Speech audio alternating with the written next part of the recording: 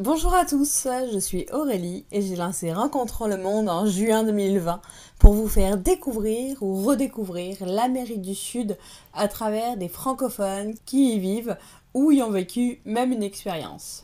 Leur point commun, c'est d'avoir osé changer leur vie. Chaque semaine, je reçois un invité qui me raconte en quoi l'Amérique du Sud a transformé sa vision du monde.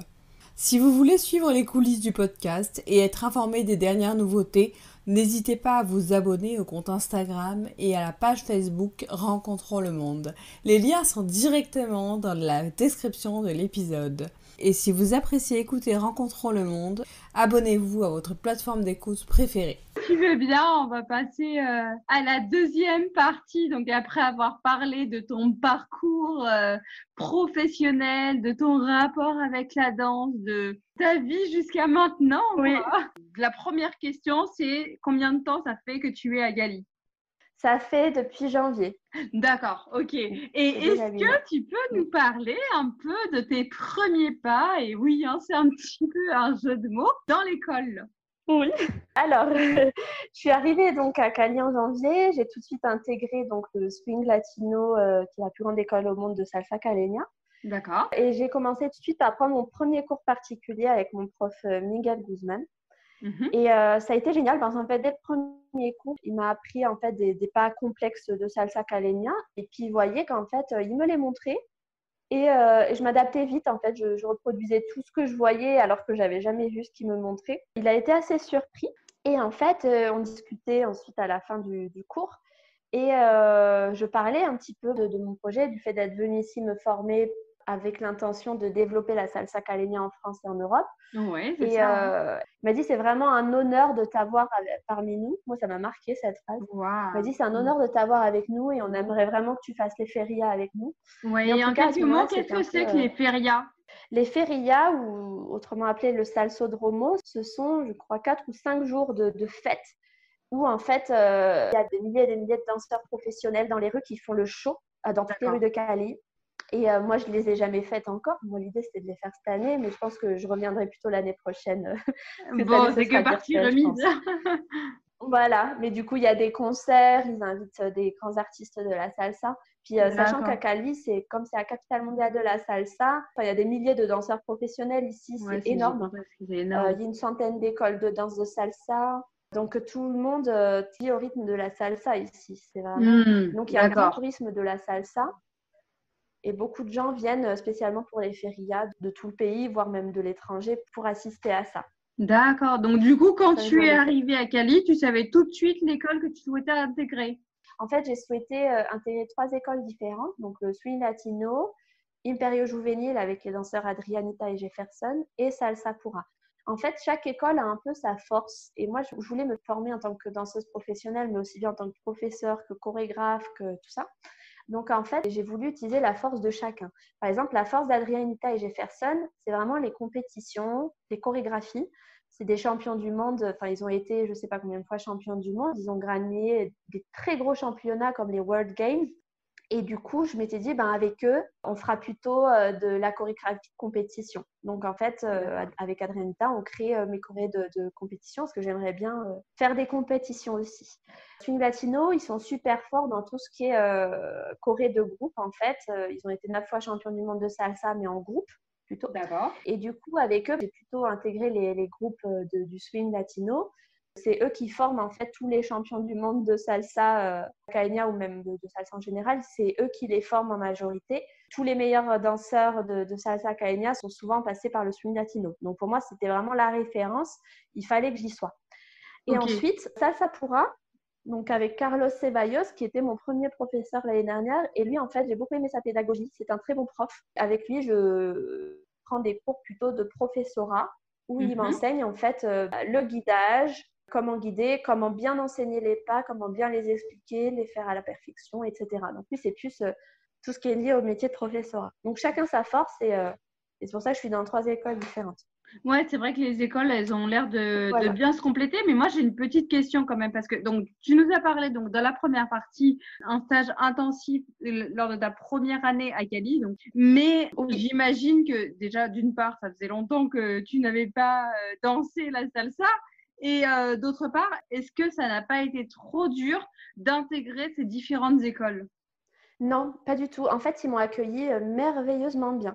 Déjà, ils sont super contents de voir qu'une étrangère s'intéresse à leur culture, à leur danse, et aussi motivée que moi pour développer leur culture, leur danse à l'étranger. Donc, en fait, ils me soutiennent énormément. Ils m'ont très vite intégrée et j'ai vraiment eu la sensation, par exemple, le swing latino, de faire partie de la famille swing latino très rapidement. C'est-à-dire, à peine arrivée, une des profs du swing latino m'a dit, écoute, j'ai un groupe de filles, les divas del swing. Elle a vu comment je dansais déjà, donc elle savait que j'avais le potentiel. Et elle m'a dit, j'aimerais beaucoup que tu intègres le groupe. Donc ça m'avait fait super plaisir parce que je débarquais à peine en fait. Bah oui, c'est ça. Et pourtant, j'avais loupé tous les premiers cours. Et elle m'a dit, mais t'inquiète, j'ai vu comment tu es, tu apprendras rapidement. Et elle avait raison, je m'adapte Ouais, vite. c'est ce que j'allais dire, elle n'a pas eu tort, c'est J'ai clair. très vite rattrapé. Oui, voilà. Mais du coup, voilà, ils m'ont très vite fait confiance, ils m'ont très vite inclus, ils sont super gentils.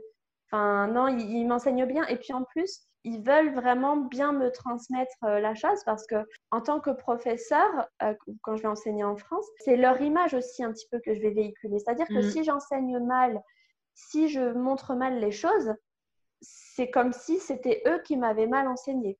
Pour eux, c'est ça. Donc, en fait, ils ont tout à donner le meilleur. Ils sont très exigeants avec moi parce que voilà, ils veulent que je véhicule aussi une bonne image. Ils sont exigeants, mais pas autant qu'avec des Colombiens qui dansent depuis 15 ans, hein, tu vois. D'accord. Ils comprennent que ça fait très peu de temps et d'ailleurs, ils me félicitent pour du niveau que j'ai pu atteindre avec ma motivation et tout ça en très peu de temps, comparé aux Colombiens qui dansent ça depuis qu'ils sont bébés, quoi. Oui, mais c'est ça, c'est inné pour eux, en voilà, fin ils de me compte. félicitent. Oui, voilà. C'est ça. Donc ça, c'est chouette. Bah ouais, non, mais c'est vrai que c'est très chouette. Et tu disais donc que Cali, c'est la capitale mondiale de la salsa.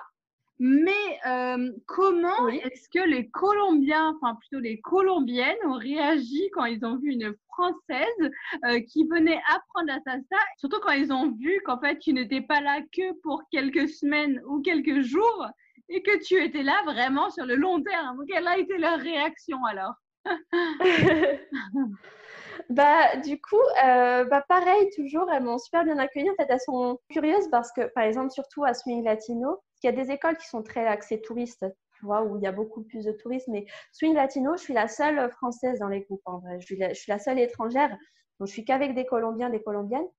Et en fait, elles sont contentes de venir me parler. Et ça fait un peu de changement aussi pour elles d'avoir une étrangère avec elle. Mais elles sont contentes. Pour toi, tu ne ressens pas l'esprit de compétition alors? Pas avec moi en tout cas. Alors peut-être entre elles, mais après, non. Et puis les groupes dans lesquels je fais partie, c'est des groupes semi-pro, donc c'est pas les professionnels. Les filles ou les garçons qui dansent dans les groupes où je suis, c'est des gens qui ont un métier à côté. Je suis la seule danseuse professionnelle dans le sens où je vis que de ça, où j'ai pas d'autre métier à côté. Oui, et puis tu es venue pour ça aussi. Oui, voilà, je suis venue pour ça aussi. Voilà, donc eux, ils sont pas dans cet esprit de compétition. Donc voilà, après, la compétition, moi, je l'ai pas trop ressentie, mais je sais qu'il y en a entre écoles. Évidemment, il y en a. Ils sont tellement nombreux. Donc, c'est peut-être plus à un niveau professionnel que la compétition se fait plus ressentir dans ce cas-là. Oui, et encore, parce que honnêtement, je les vois tous danser ensemble, ils se connaissent tous. Enfin, vraiment, Cali, dans le milieu de la danse, tout le monde se connaît vraiment. Des fois, ils ont des projets ensemble et tout ça. Moi, je ne l'ai pas trop ressenti, mais je sais qu'il y en a un petit peu entre écoles parce que j'ai vu, entendu quelques petites choses. Voilà, après moi, tu sais, j'ai jamais trop été dans l'esprit de compétition, j'ai du mal avec ça. Mais des fois, j'ai l'impression que je suis un peu dans le monde des bisounours, je me rends pas compte de tout des fois, tu sais. Souvent, les gens me disent ah, t'as vu ça ou t'as vu ce qu'elle a dit ou ceci, ça. Et moi, je suis vraiment tellement dans mon monde parfois que je me rends pas compte de ces choses-là. Je sais que ça existe, mais je me rends pas compte parce que je ferme les yeux parce que je suis dans mon univers. Oui, mais c'est ça. Mais c'est bien aussi, quelquefois, d'être vraiment dans son univers. Et par rapport à la danse, tu as l'impression que tu as à peu près le même niveau que les personnes qui sont dans ton groupe? Oui, complètement, ouais. Ouais, au début, j'avais peur parce que moi, j'ai intégré le swing latino en me disant oh, c'est la plus grande école du monde, qu'il y allait avoir des danseurs de ouf. En plus, j'assiste à un groupe. Avant que mon groupe commence, il y avait un groupe et je les regarde danser. Je me dis, oh, c'est un truc de fou. Ils m'impressionnaient. C'était des gamins en plus. Ils avaient 10 ans. Ils dansaient comme des pros. Je me suis dit, mais je vais être perdue, quoi. Et en fait, premier cours, j'étais pas du tout perdue, j'étais complètement au même niveau que les autres. Je m'adaptais à une vitesse monstre, liée à toute mon expérience dans la danse aussi. Donc en fait, non, il n'y a eu aucun souci. Au contraire, mes professeurs me mettent même en avant, quoi. Donc Ouais, souvent, on me prend même pour exemple, Widad, tu peux montrer ci, Widad waouh, montre ça au reste du génial. groupe. Et des fois, je me sens un peu bizarre aussi. Je me dis, c'est ici, là, c'est l'étrangère qui montre aux autres comment faut faire Oui, les pas des fois. Enfin, tu vois ce que je veux dire, c'est… ouais, ouais, ouais. Ouais, c'est vrai, c'est la petite Donc, du coup, non, princesse mais qui est prise du comme coup, c'est exemple cool. et tout, quoi. Ouais. Et d'ailleurs, mes profs m'ont félicité devant le groupe. C'est bien. Est-ce Oui, que, tu disais? en arrivant et en étant sur place, donc maintenant, après quelques mois d'expérience dans le monde de la salsa, est-ce qu'il y a des choses qui t'ont déçu ou au contraire quelque chose qui t'a vraiment plu, dont tu ne t'y attendais pas du tout en venant à Cali? Oui, alors, il y a une petite chose qui m'a déçue. D'accord. Bon, Cali, c'est génial, hein. C'est au niveau de la mentalité parfois, dans le milieu de la danse ici. C'est que je trouve qu'il y a un peu beaucoup d'ego. C'est pas vraiment les danseurs pros qui sont comme ça. Mais les autres, ils aiment beaucoup dire ça, c'est pas de la salsa. Ils commentent beaucoup les vidéos, mais en montrant qu'ils savent. Tu vois ce que je veux dire? Ouais, mais donc du coup, Et c'est en qui quand tu critiquant, dis les autres, ils c'est qui? critiquent C'est les énormément. étrangers? C'est ceux qui viennent pas de C'est les Cali? habitants de Cali. Ok, ok, Ouais, ok, ouais, ça peut être ouais. des gens qui aiment bien danser ou qui aiment bien la musique, mais sans être danseurs pro, tu vois. Parce que les danseurs pro, ils se respectent entre eux. Ouais, mais c'est ça. Pourquoi est-ce qu'ils disent que ce n'est pas de la salsa? Et comment ils se justifient? Non, mais ils n'ont pas forcément des justifications. Par exemple, tu peux très bien voir une vidéo. Par exemple, il y a un prof d'une école que je connais qui avait posté une vidéo super. C'était de la salsa avec un peu d'afro. D'accord. Et parce qu'il y avait un peu d'afro, ça, c'est pas de la salsa. Oh, C'est cela. Mais c'est des gens qui connaissent pas, en fait, si tu veux. Souvent, c'est d'accord. des gens qui se prennent pour des connaisseurs, tu vois, plus que des connaisseurs. Mais bon, Ok. après, moi, j'ai compris que c'était comme ça ici, donc je fais abstraction parce que moi aussi, hein, j'ai reçu des commentaires sur certaines vidéos, des gens de Cali. Et au début, tu le prends mal. Et en fait, moi, j'ai vu que c'était la même chose sur toutes les vidéos des danseurs pros que je voyais. Je me dis, mais ils sont vraiment comme ça ici, en fait. Ah ouais. Ça me choquait, ouais. Ouais, au Ouais, début, je le prenais pour moi. C'était mes premières critiques, mes premiers haters, tu vois. ouais, bah c'est ça, les premiers haters, Je me ouais. suis dit, Est-ce que, au contraire, il y a quelque chose qui t'a vraiment agréablement surpris? dans le monde de la salsa, non, mais je pense que c'est leur perfectionnisme, hein, vraiment. Quand ils dansent, tu sens vraiment les pros, quoi. Je sais pas Ouais. comment t'expliquer, c'est…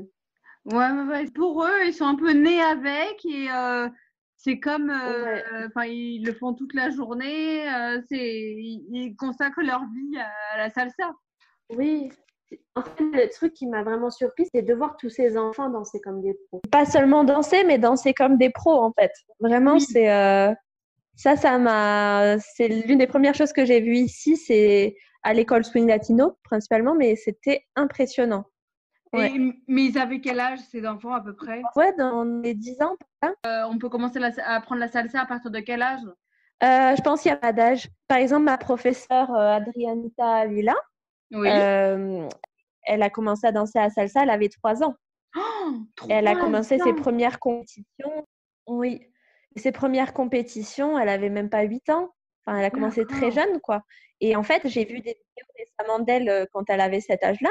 C'était hallucinant. Elle dansait déjà comme une pro, en fait. Je pense Waouh. qu'il n'y a pas d'âge pour commencer. D'accord. En France, il est interdit en fait de faire certaines pratiques de danse aux enfants. D'accord, oui, Souvent, bah ça doit oui. être de l'éveil Ouais, fait c'est aux ça. enfants jusqu'à l'âge, je pense, à De l'âge de 10 ans, cinq je six pense. ans, on commence à faire Ouais. de… Ouais, ici, non, il n'y a pas trop cette notion d'éveil. C'est tout de suite, ah, pam, salsa dire. Mais justement, est-ce que tu peux nous parler un peu de ce qu'est la salsa caleña?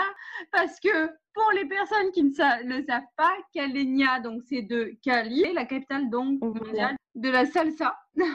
voilà, tout à fait. Et voilà, est-ce que tu peux nous en Exactement. parler un peu plus? Qu'est-ce qu'elle a de différent? Donc tout à l'heure, tu nous disais qu'elle se danse plus rapidement que les autres salsa. Exactement. C'est une danse qui se danse plus rapidement et en fait, elle est née un peu sur une erreur de DJ en fait. Donc en fait, la salsa à l'époque se dansait comme elle pouvait se danser ailleurs aussi à Cuba ou autre.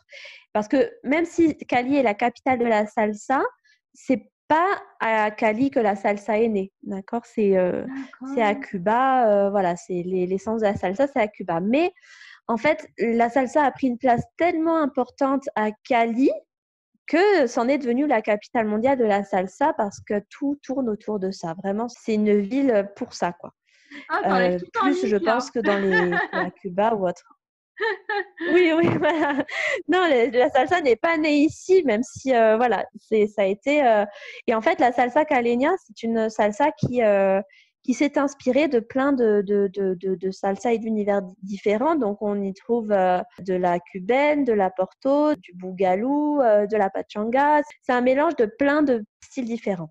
Et en fait, Ok. quand je dis c'est né d'une erreur, c'est qu'en fait, dans les années 70, il me semble, dans les soirées, à un moment donné, il y a un DJ qui a fait une erreur et en fait, toutes les musiques passaient en accéléré. Ah, Donc, d'accord. c'est une erreur de DJ, en fait. Et donc, les caleños, les gens de Cali, ont commencé à danser rapidement sur ces musiques. Et en fait, ils ont aimé. Et petit Ah, à petit, ok. ils ont commencé à demander à des musiciens connus, comme par exemple le groupe Oniche, qui est un groupe de salsa connu de Cali. Ils ont Mhm. commencé à demander un petit peu au groupe de créer des musiques un peu plus accélérées qui s'adaptent en fait à leur danse, parce qu'ils ont commencé à créer des nouveaux jeux de jambes avec ça, etc. Et c'est là que la salsa caleña est née. D'accord. Voilà, Donc tout en fait, ça simplement, part avec d'une un erreur. DJ qui s'est trompé. Voilà, Ok.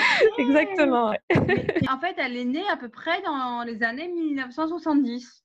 Oui, voilà, il me semble. Elle s'est développée Oui, vraiment oui. en quelle année à Cali, tu sais? Non, exactement, non, je ne sais pas, parce que c'est toujours, tu sais, donner une année précise, c'est compliqué parce que c'est souvent c'est une évolution. Bah oui, Donc, bien sûr. Ok. Ouais, je ne ouais, saurais mais pas te dire. C'est difficile de donner une date, de dire bah, c'est né tel jour à telle date, non, parce que c'est souvent oui, l'évolution de la danse qui se fait tout à fait. progressivement. Tout à fait. J'ai encore une question. Oui, Parce que la salsa cubaine, ça existe? bien sûr, oui, c'est la base même. C'est Mais, ben oui, mais la justement, salsa vient de Cuba. ouais, d'accord. Mhm. Mais alors, parce que la salsa caleña, elle est née à Cuba. Oui. Et c'est quoi la différence entre Non, la elle est née salsa? à Cali. La salsa caleña est née à Cali. La salsa est née à Cuba, mais ça a été exporté et ça a été, enfin, c'est dansé dans plein d'endroits différents. Donc, on a plein de styles différents. C'est dansé à D'accord. New York, à Los Angeles, même dans plein de pays d'Amérique latine. Ils ont aussi de la salsa aussi. Donc, voilà, mais c'est juste que ça s'est tellement développé, c'est devenu la capitale de la salsa. D'accord, ok, très bien. Et justement, donc ça m'amène à la question number one de l'interview qui va Mhm. t'intéresser. Est-ce que tu Oui, peux nous parler un peu de Punta Talon? oui, la Punta Talon Academy. La C'est Punta mon Talon bébé. Academy, ouais. Pardon. C'est mon nouveau-né. C'est ton petit Voilà, bébé. en En fait, fait, ce qui est génial, c'est que toutes les personnes voilà, que j'interviewe, ils ont des petits bébés. Alors que ce soit un c'est vrai. restaurant, une auberge, une école de danse. Mais j'adore, c'est génial. Vous êtes vraiment des entrepreneurs dans l'âme, quoi. Voilà. Tu sais que je voulais créer une école de danse. Et en fait, j'avais envie de créer une formation de danse en ligne, mais je n'avais pas forcément prévu de le faire tout de suite parce que moi, je voulais terminer mon année de formation ici. Sauf qu'en fait, avec le confinement, ben, ça m'a un petit peu poussée à le faire, à profiter de ce temps pour développer mon école de danse. Parce que je me disais, j'ai commencé un peu à être suivie par pas mal de gens en France. Mhm. Et je me suis dit, c'est fou parce que il y a beaucoup de personnes qui ont envie de prendre des cours avec moi parce qu'ils voient toutes mes vidéos, ils voient tout ce que je fais ici. Sauf que je peux pas donner des cours parce que je suis là en Colombie, donc c'est compliqué pour moi. Ouais. Et en fait, je me suis dit, pourquoi est-ce que tu leur permettrais pas d'apprendre à distance? Parce qu'il y a très peu de professeurs de salsa caleña en France et en Europe. Et c'est dommage pour toutes ces personnes qui ont envie d'apprendre la salsa colombienne qui n'ont pas de professeur, du coup, ils peuvent pas. Et en fait, je me suis dit, écoute, crée ton école et tu vas pouvoir permettre à toutes ces personnes, même si tu es loin, même si tu peux pas leur donner des cours dans leur ville, de quand même pouvoir apprendre avec toi ou de pouvoir même apprendre en général la salsa caleña. Donc, Mm. l'idée, c'était vraiment de permettre à un maximum de gens de pouvoir apprendre la salsa colombienne, même s'ils n'ont pas de prof chez eux. C'est là qu'est née la Punta Talon Academy. Donc, il y a quelques mois, en fait. L'école et le lancement officiel, c'était le 30 juillet. Tu vois, parce qu'il fallait quand même le temps de développer, de créer les vidéos de cours. Ça prend énormément de temps, en fait, à seule. Donc, c'est énorme le boulot que ça m'a engendré. Et maintenant, je suis dans la phase de développement où il faut que j'arrive à faire développer le truc. D'accord, voilà. parce que tu dis que tu es toute seule, mais il me semble qu'en fin de compte, tu n'es pas vraiment toute seule parce que tu es aussi accompagnée par des professeurs à Cali. Ah oui, qui me soutiennent, oui, tout à fait. Est-ce qu'ils t'aident aussi par rapport à dire oui, donc ça, il faut leur dire de faire ça comme ça, ou il faut… Complètement. D'accord. Ouais. Complètement. C'est-à-dire que moi, avec eux, en fait, je suis formée vraiment à la méthode Swing Latino, dans le sens où mon professeur particulier du Swing Latino m'a communiqué en fait tous les pas. J'ai la liste en fait de tous les pas et on les balaye un par un, vraiment dans l'évolution, c'est-à-dire progressivement. Il y a 6 niveaux. 6 niveaux et en fait on voit tous les pas un par un et il m'apprend vraiment à bien les enseigner, à bien les transmettre. À bien les transmettre. Ouais. Ok. Et est-ce que voilà, le fait c'est rare, mais… Ouais.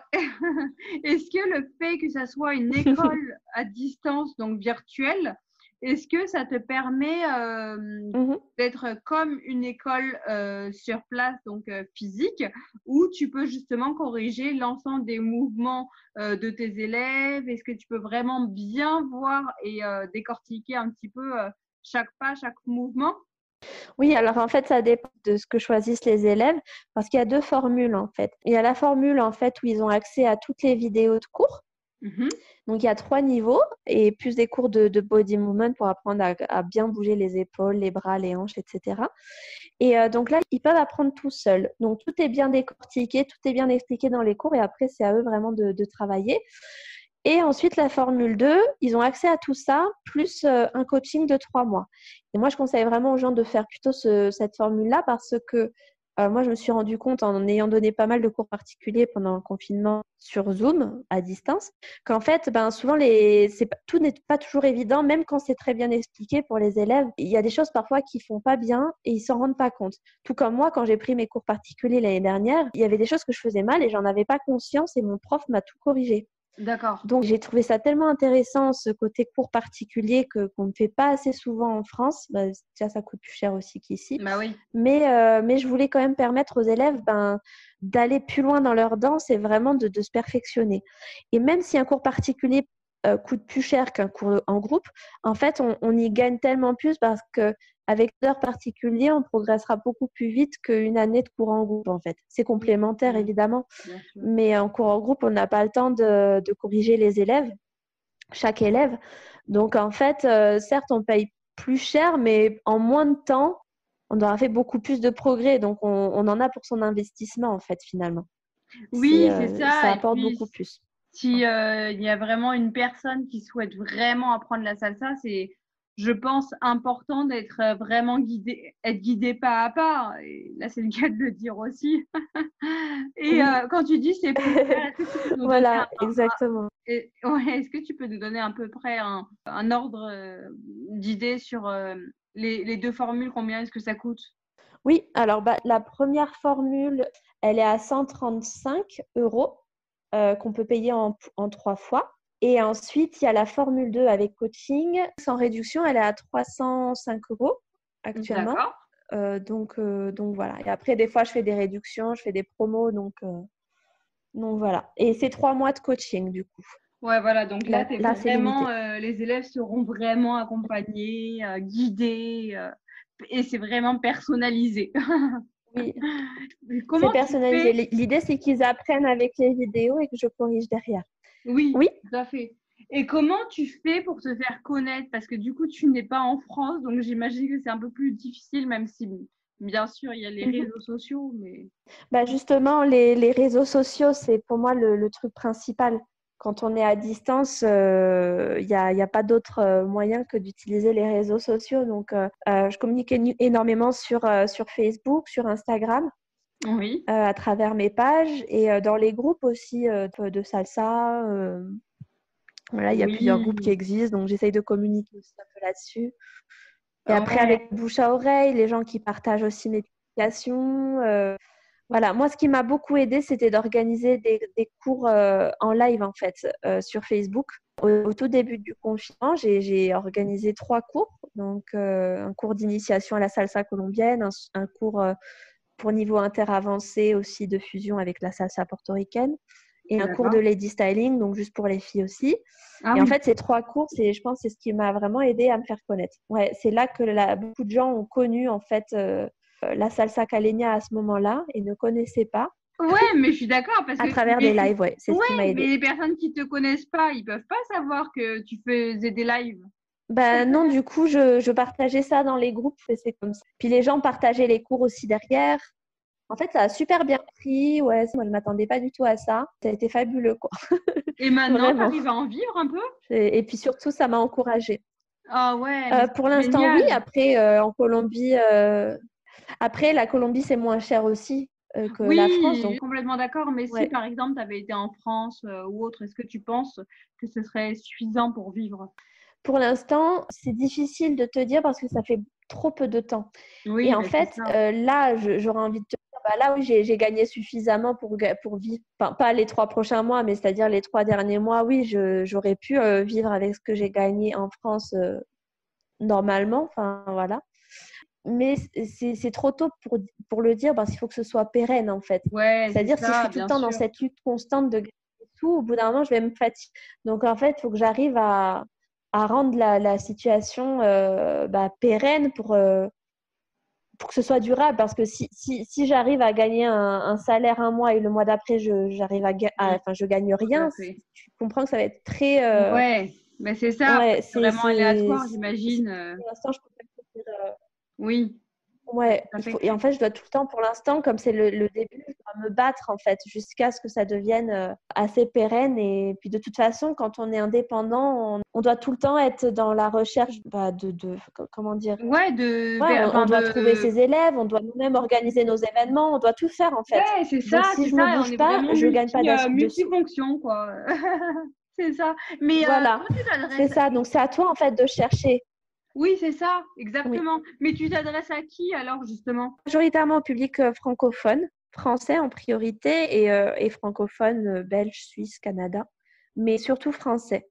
Ok. Donc, parce que j'ai l'intention de revenir en France de toute façon. Ouais, Et bien sûr. puis, Et mais ouais, peut-être c'est t'ouvrir ton école plutôt de français. salsa J'ai envie de caleña favoriser alors, le non? made. Ouais, j'aimerais bien, oui. Pas dès mon retour, si tu veux. Pour moi, la Oui. priorité déjà, c'est de voir un petit peu comment les choses se développent. Si je vois qu'il y a suffisamment d'élèves qui me suivent, qui ont envie d'apprendre, en fait, c'est les élèves qui vont me donner oui ou non envie d'aller plus loin. Ouais, mais bien Parce que, sûr. évidemment, comme là pour l'école, par exemple, là, c'est les lives que j'ai organisés, les tutos que j'ai publiés, c'est les commentaires en fait des gens, c'est le fait de voir que ça Mm, plaisait, complètement. c'est les encouragements, les gens qui me disaient qu'ils en voulaient plus, ça qui m'a encouragé à aller plus loin et à aller jusqu'à créer une école. Ouais, les commentaires, les retours positifs, Oui, ça fait les gens ne se vraiment rendent pas compte en fait de cool. leur pouvoir. C'est pour ça que ça nous fait vraiment C'est plaisir ça. aussi C'est pour ça que quand on reçoit. j'essaie de partager, à commenter. Bah ouais. C'est Ouais, c'est génial. clair de leur rôle en fait. Leur rôle est super important.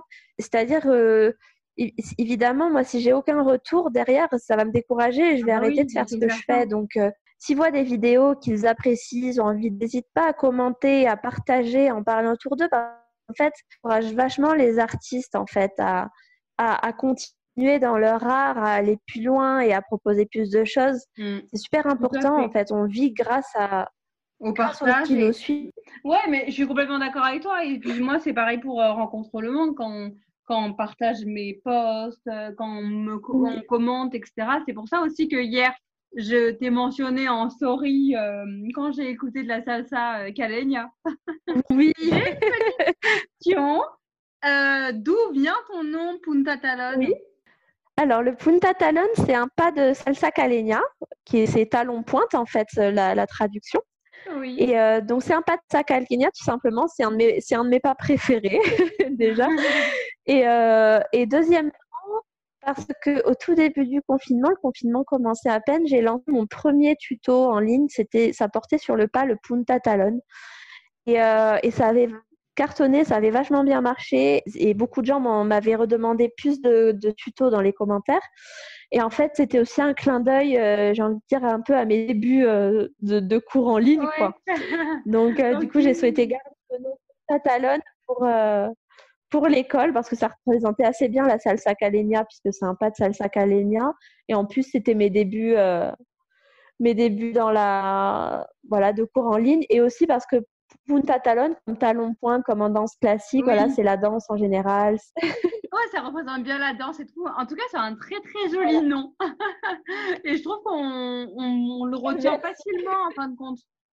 Ben ouais, ça c'est quelque chose qui m'a vachement plu parce qu'au début je me demandais justement est-ce que les gens vont le retenir facilement et en fait tout le monde, tous mes amis ou des connaissances qui ont vu Oui, ça en ligne, tout le monde me dit alors la Punta Talon ça se passe comment? Donc tout le monde cite le nom de l'école en fait. Et alors ouais. la Punta Talon, oui j'ai vu que tu as créé la Punta Talon et en fait ils se trompent jamais sur le nom et ça me fait super plaisir parce que je me dis bah, c'est fou ça. Et je m'attendais pas à ça. C'est chouette du coup, ça me fait plaisir si tu confirmes ça. Ah bah oui, je confirme ça complètement. Mais c'est vrai que quand on se lance, quand on crée notre business, c'est important d'avoir un nom qu'on peut facilement redire, enfin, qui est facilement mémorable. Et lors de Oui, notre au première... début, j'avais peur que ça fasse un peu Ouais. long, Punta Talon Academy. Au final, non, ça va, ça passe. Non, mais c'est bien de préciser académie parce que comme ça, on sait tout de suite que tu parles d'une école ou d'un centre de formation en tout Oui, cas. c'est vrai.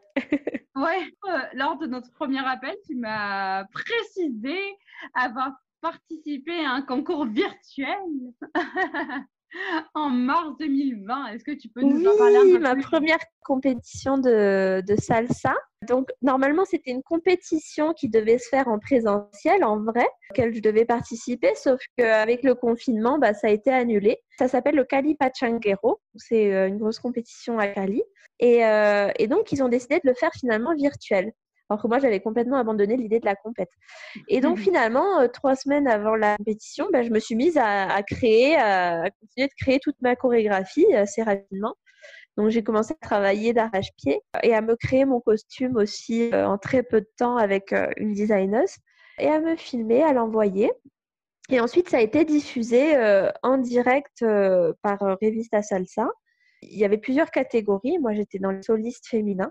D'accord. Et j'étais assez à l'étrangère dans ma catégorie. Du coup, il y avait que des Colombiennes, que des filles Ouais. qui dansent depuis je ne sais pas combien de temps, la Vous salsa étiez caleña. combien?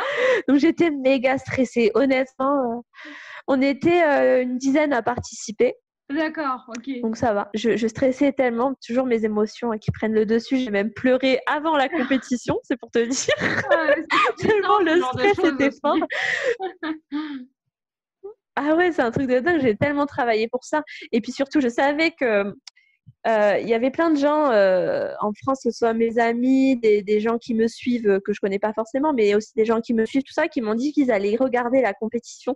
Donc en fait, D'accord. moi, je ne savais pas du tout quel allait être le niveau des autres filles, si tu veux. J'avais peur Ouais, c'était d'être la complètement surprise. à la ramasse dans la compétition. Tu vois, Ouais. ouais, c'était la surprise. Le nombre de gens qui allaient regarder ça en direct, j'avais peur, quoi. Ouais, je flippais de fou. Donc finalement, c'est passé. Puis j'ai terminé 4e. Ouais, c'est Donc pour moi, ce qui est bien. très bien pour une toute première compétition. Ah bah ouais, non, mais c'est vrai. Voilà, j'étais contente. Ouais, j'aurais bien aimé être dans le podium, évidemment, mais après bon, que je relativise en me disant, attends, écoute, c'est ta première compétition de salsa, t'as tout créé toi-même. Et puis surtout, c'était avec des Colombiennes, enfin, en compétition avec des Colombiennes qui ont beaucoup plus l'expérience que D'habitude. toi. Donc pour moi, c'était pas mal du tout de finir Ah mais non, mais c'est 4e, même quoi. très bien, comme tu disais, Ouais. Et en c'était plus, quand même ta première compétition. oui, voilà. Puis c'est bien aussi de pas tout de suite gagner ou d'être dans les finalistes parce que ça nous permet quand on débute en tout cas dans la compétition, ça nous permet aussi de nous remettre en question et d'apprendre Ouais, aussi. ouais, Moi, tout par à fait. exemple, Donc, j'ai pu avoir accès aux points en fait qui ont été attribués à chaque candidate sur le plan de la musicalité, chorégraphie, technique, l'image, etc. Et c'est là que j'ai perdu tous mes points sur l'image. Et en fait, je m'étais super mal maquillée. J'ai un choix de mauvais goût au niveau du maquillage. Je voulais faire un maquillage un peu afro parce que ça portait sur la musique, c'était Herencia Africana, donc héritage africain. Voilà. Et donc, j'avais mis beaucoup d'afro dans la choré et tout ça. Donc, même mon costume, c'était avec du tissu africain au niveau du haut. Et donc, je voulais faire un maquillage africain. Afro, quoi. Enfin, c'est large, l'Afrique. Oui. Ouais, voilà. Et en fait, bon, en photo, ça va, mais en vidéo, ça le faisait pas du tout. C'était moche. Et même moi, la première, j'aime pas, quoi. Quand je vois même ma coiffure, enfin, j'aimais pas du tout. Je pense que je pouvais être plus jolie que ça. Tu avais tout misé sur la danse, sur le costume et tout aussi. Ouais, voilà, mais du coup, le maquillage, la coiffure n'était pas top. Et donc, j'ai perdu des points là-dessus par rapport aux autres candidates, ce qui est dommage parce que j'avais le même nombre de points sur le reste, quoi, sur sur la technique, tout ça. Un peu moins en interprétation, mais du coup, ça m'a appris à... Je me suis dit, bah, pour les prochaines fois, je ferai vraiment beaucoup plus attention à l'image, à mon costume, à mon maquillage, tout ça. Et aussi, je vais travailler du coup un peu plus sur l'interprétation aussi pour combler ce qui ne m'a pas permis d'être dans le podium. Non, mais c'est bien parce que ça me permet aussi de toujours travailler et d'aller de l'avant. Alors que si je gagnais tout de suite, j'aurais peut-être pas fait d'efforts. Enfin, je me serais reposée peut-être sur mes acquis. En tout cas, tu peux être fière de toi voilà. d'avoir eu la 4e place. Ouais, super fière, ouais. J'étais contente. Ah ben, c'est génial. Et du coup, est-ce que tu as participé à d'autres compétitions ou tu comptes participer à... Donc tout à l'heure, tu nous as parlé des férias. Est-ce que tu comptes participer à d'autres choses dans les prochains mois ou les prochaines années? J'aimerais bien faire d'autres pétitions. Pour l'instant, il n'y en a pas de prévu. Il y a une compétition là que j'ai en tête. Je vais voir si j'y participe. Elle est virtuelle aussi. Mais du coup, je pense renvoyer la même vidéo parce que je n'ai pas le temps et l'énergie de refaire le tournage de la vidéo. C'était tellement prenant que je n'arriverai pas à trouver le temps et l'énergie de le refaire. Donc, je vais renvoyer cette même vidéo en sachant que le maquillage n'est pas top. On verra bien. Donc, voilà. Bah après, mais sinon, je suis en préparation d'une nouvelle choré de compète aussi. C'est bien. Voilà, c'est ça. D'accord. Il y a une compétition que j'aimerais bien faire aussi, mais je ne veux pas forcément l'annoncer dans l'immédiat parce que j'attends de voir au niveau des présélections et je l'annoncerai que si vidéo pour les présélections. Donc j'attends les résultats, puis on verra si je suis sélectionnée pour participer à la vraie compétition. Voilà, je reste vague. Wow, d'accord. Ouais, mais en tout cas, être à Cali, ça t'aura permis de créer ton école de salsa caleña. Ouais, complètement. Non, moi, le confinement, il a été super bénéfique. Je pense qu'il faut toujours réussir dans la vie en général, même quand des choses nous arrivent, à essayer d'en tirer le bon côté, à trouver des solutions, à faire autre chose, à réfléchir, mais à ne pas rester là, à se morfondre en fait. Vraiment, moi, dès que le confinement il a commencé, je me suis pas plainte une seconde. Dès que le gouvernement a prononcé le mot on va être en confinement, j'ai tout de suite dit je vais créer mon école en ligne et je m'y suis mise tout de suite en fait. J'ai pas perdu de temps. Ok, donc en fin de compte, voilà, c'est la résilience. Ouais, le confinement a été vachement profitable en fait.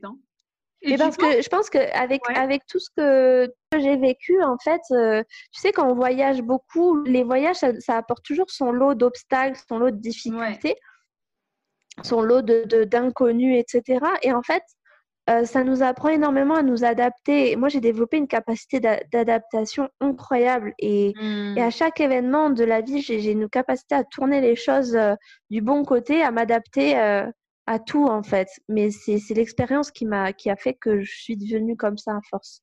Ouais, donc, non, mais c'est ce que je vois depuis tout à l'heure avec toutes tes expériences dont tu nous parles, où tu arrives vraiment à tirer le côté positif, même si jamais tu as vraiment rencontré des obstacles dans ta vie, mais tu as toujours réussi à rester vraiment déterminé et à savoir un peu ce que tu voulais faire et à mettre tout en œuvre pour y arriver en fait. Oui, voilà, tout à fait.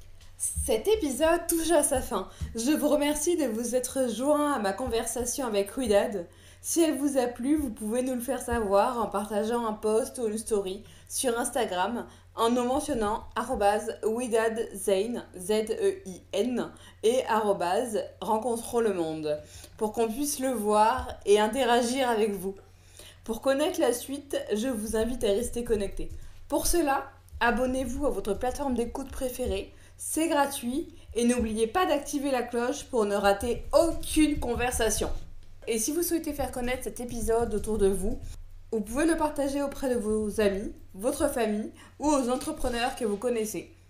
S'il y en a parmi vous qui habitent ou connaissent l'Amérique du Sud et souhaitent partager cette expérience, contactez-moi. Je me ferai un plaisir de vous recevoir sur le podcast. À très bientôt!